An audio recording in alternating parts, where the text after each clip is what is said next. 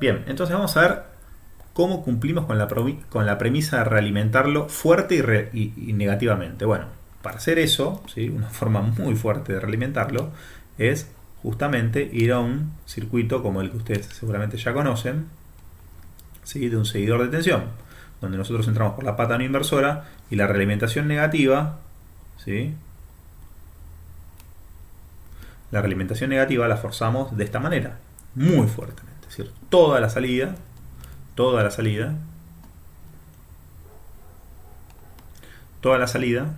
vuelve a entrar por la pata inversora. Entonces fíjense que nuestra BI ahora básicamente se mide entre BI y BO. Fíjense, porque BO la tenemos acá también. ¿Está claro? Entonces, ¿cómo es posible que esto tenga una transferencia unitaria? Es decir, que esto justamente, que BI sea igual a BO. Bueno, eso es bastante perturbador la primera vez que uno analiza este tipo de circuitos. Bueno, vamos a ver cómo es que esto funciona. Entonces, fíjense lo siguiente. Bastante simple, pero vale la pena revisar la fundamentación que vimos hasta ahora, ¿sí? de nuestro amplificador ideal. Entonces, lo primero es que tenemos que escribir nuestra ecuación, nuestra ADS, por la pata más, que en este caso es BI, ¿sí? Menos la pata menos, que en este caso necesariamente es BO. ¿Sí? Nosotros habíamos dicho que en el modelo ideal podemos pensar que ADS es algo tan sencillo como una A0 o una ganancia muy grande. ¿Sí? Y acá entra un poco en juego los conceptos de realimentación. Como este circuito está fuertemente realimentado, y que esté fuertemente realimentado implica necesariamente que el circuito va a ser estable. ¿Sí? ¿Por qué va a ser estable? Bueno, porque cualquier incremento de tensión, ¿sí? que ocurra en la entrada, fíjense, cualquier incremento de tensión que pueda ocurrir en BI, ¿sí?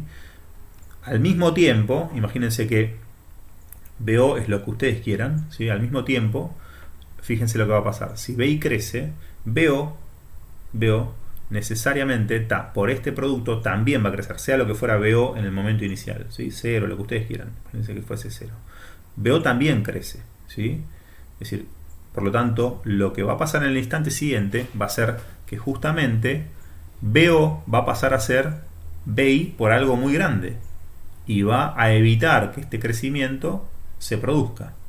¿Ok? Es decir, que se va a oponer a este crecimiento. Mientras que en el instante siguiente va a volver a pasar lo mismo. ¿Sí? Va a volver a pasar lo mismo. Si ese decrecimiento fue demasiado... es decir, si en el instante inicial creció con fuerza, acá en el instante siguiente decrece con fuerza. Y si esto decrece con fuerza, lo que va a terminar haciendo, ¿sí? es realimentarse e impidiendo que esto suceda. ¿Okay? Y puede tener como resultado una resultante que va en el sentido contrario, que a la vez se va a oponer nuevamente y esto eventualmente seguirá de esta forma hasta estabilizarse. ¿Sí? ¿Y por qué se va a estabilizar esto? No va a quedar oscilando. Bueno, esto se va a estabilizar necesariamente. ¿Por qué? Porque partimos de la asunción. ¿Sí? Partimos de la asunción de que si queremos tener una BO estable, ¿sí? necesariamente tenemos que oponernos a los cambios que se inducen en la entrada. Entonces, para que esto sea estable, necesariamente esto también tiene que ser estable. ¿Sí? Es decir, una salida acotada exige una entrada acotada. La única forma de que eso se produzca es que justamente esto tiende a cero. ¿Sí? Esta tiende a cero. Si esto tiende a cero, ¿sí? Es decir, si agota la inestabilidad o justamente evita que esto diverja, ¿sí? ¿Por qué? Porque esto es muy elevado, esto tiende a infinito. Como esto tiende a infinito, la única forma de que acá tengamos algo que no tiende a infinito es que esto tienda a cero y que justamente esta indeterminación esté salvada y converja a una BO finita. ¿Ok? Por lo tanto, la única forma de que eso suceda es con este fenómeno de realimentación negativa funcionando de esta manera, es decir, siendo absolutamente insensible a las variaciones y dependiendo absolutamente de esta fijación, de la realimentación fuerte. ¿Sí? De la realimentación fuerte, que lo que va a hacer es que justamente si esto tiende a cero, implica que BI es igual a BO. Es decir, que la tensión de entrada, la tensión de salida siga la tensión de entrada. Es la única forma de que esto se dé. ¿sí? Por eso es que justamente acá a veces uno está tentado a decir, cuando uno enchufa el modelo ideal, que BI es igual a BO. Y nadie explica por qué. Bueno, la fundamentación del por qué es porque justamente está correctamente realimentado negativamente. ¿Sí? Y correctamente realimentado negativamente implica justamente esto, que F por H, es decir, que la ganancia de lazo abierto sea lo suficientemente grande y que la realimentación sea fuerte y adecuada, ¿sí? En comparación con la ganancia, ¿sí? Muy bien, esto es fundamental. Y si se fijan, decir esto es casi como resolver el problema. En este caso, decimos, está realimentado negativamente, por lo tanto BO es igual a BI. Y bueno, ¿y la transferencia cuál va a ser? Y la transferencia de esta red justamente es unitaria, porque no puede ser otra cosa. Porque si esto es igual a esto, es decir, BO sobre BI, dado que uno es igual al otro, es unitaria para cualquier frecuencia. ¿Sí? ¿Está claro? Bueno, por supuesto que esto no es así. Por supuesto que esto no es necesariamente así. De hecho, ustedes plantean esto con una operación real y esto es así para un ancho de banda y para todo el resto no. ¿Cómo podemos darnos cuenta de esto? Bueno, justamente en vez de enchufar el modelo ideal en ADS, ¿qué les parece si enchufamos el modelo real? O el modelo del integrador. Si enchufáramos el modelo del integrador, lo que vamos a poder decir es que BO va a ser a omega t sobre S, ¿sí? Por BI menos BO, ¿sí? Y esto vamos a poner como que es una lateralización del ejercicio, es decir, esto es el modelo ideal. Es un buffer, estamos todos contentos, pero sabemos que si esto lo llevamos a la práctica no puede tener un modelo de esta forma, no podemos decir que BI es igual a BO siempre, ¿sí? Esto es algo muy idealizado. Entonces vamos a ver cómo se comporta. Entonces, no la misma historia de siempre. Vamos a ver que BO va a ser 1, perdón, va a ser un poquito más lindo, 1 más omega t sobre S es igual a BI por omega t sobre S. ¿Ok? Entonces, BO sobre BI no es otra cosa que no sea omega t sobre S por 1 sobre 1 más omega t sobre S. Es decir, que BO sobre BI va a ser igual a omega t estoy viendo si me conviene, sí, creo que sí, omega t sobre S más omega t. ¿Ok? Entonces fíjense qué interesante, pasamos de un modelo ideal donde tenemos ganancia de 0 dB para cualquier ancho de banda a un modelo que ciertamente tiene ganancia de 0 dB para cuando S tiende a 0. Fíjense, si S tiende a 0, si S es igual a 0, BO sobre BI es igual a 1, ¿sí? Es igual a 0, omega t sobre omega t es igual a 1. Y justamente tiene un polo en omega t. Es decir, que esto se va a comportar bien en tanto y en cuanto respetemos el producto ganancia ancho de banda. ¿Qué nos dice el producto ganancia ancho de banda? Recordemos que justamente si nosotros, recuerden que nosotros teníamos nuestra transferencia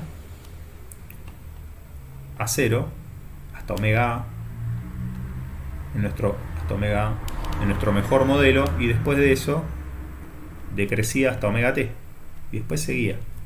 ¿Ok? Vamos a estirar un poquito más porque ahora tiene sentido. Si esto era omega t, que estaba mucho más arriba de omega, era mucho más grande.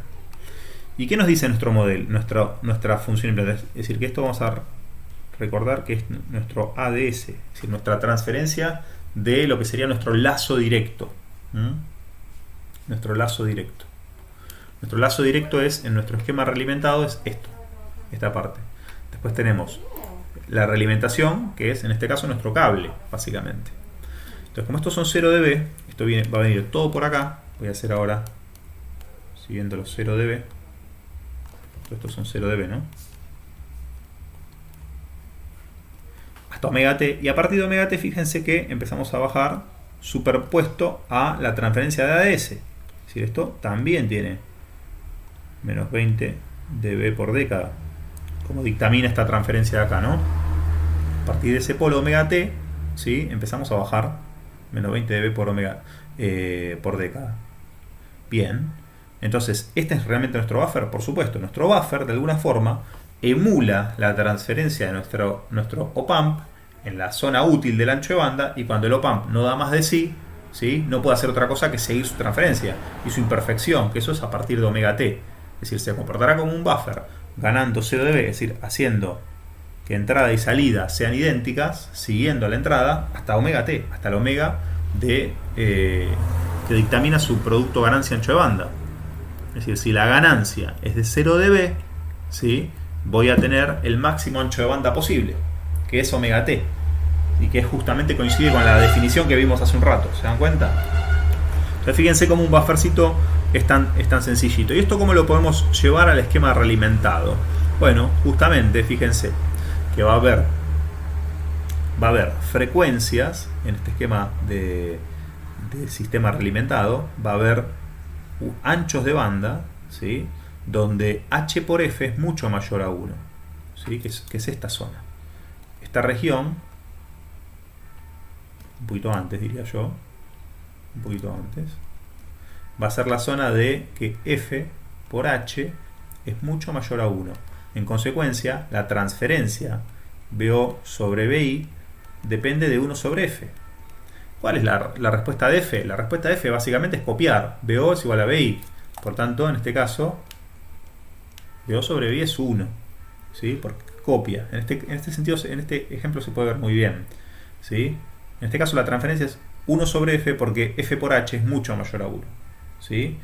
En esta zona, es una zona gris, donde F por H está en el orden de 1 y no podemos decir nada, es decir, tenemos que recurrir a la expresión completa, ¿sí? Realimentada. No podemos decir que está fuertemente realimentado tampoco, por lo tanto no se va a cumplir no se va a cumplir ninguna de las hipótesis del modelo ideal.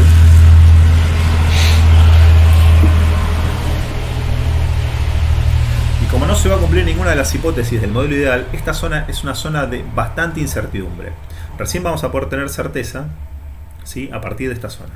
Entonces, en esta zona, lo que podemos decir, a partir de cuando F por H empieza a ser, es decir, esta parte es la parte donde es comparable con 1. Pero esta parte es donde F por H, ¿sí? Empieza a ser mucho menor a 1. Acá era mucho mayor a 1, pero hay una parte donde ya pasamos de omega t y ya F por H es mucho menor a 1. Y fíjense, si recuerdan, que BO sobre BI, voy a volver al negro, BO sobre BI era H sobre 1 más F por H. Y bueno, ¿qué pasa si F por H es mucho menor a 1? Bueno, justamente que esto es aproximadamente igual a H. Entonces, es lógico que esto termine dependiendo de ADS, siga copia ADS, porque H, recuerden que es la ganancia directa, es decir, que H es la amplificación, la propia amplificación de la red, ¿sí? No es la red realimentada. ¿Entienden? Es decir, que en esta zona depende de F, depende de la realimentación, es la zona de realimentación, se cumplen las hipótesis de amplificador fuertemente realimentado, y en esta zona es la zona de que depende propiamente de las características del op-amp. Propiamente de las características del op-amp. Y en la zona de transición, esta, no podemos decir nada. Ahí hay que analizar minuciosamente la interrelación de los dos efectos, de realimentación y de op-amp. Está claro, pero que es una zona que no nos interesa mucho. ¿Por qué? Porque todas las zonas que están en el fin de la banda de paso, por lo general, son zonas que uno las da como zonas perdidas, zonas de guarda, zonas que uno cuando las diseña con la suficientemente holgura para que ni siquiera nos tengamos que preocupar de eso. Por lo tanto, desde el punto de vista práctico, estas zonas directamente las descartamos. Nuestro asunto como diseñadores se termina en garantizar que esta zona sea lo suficientemente holgada para toda nuestra información. ¿Ok? Bueno, bastante dimos.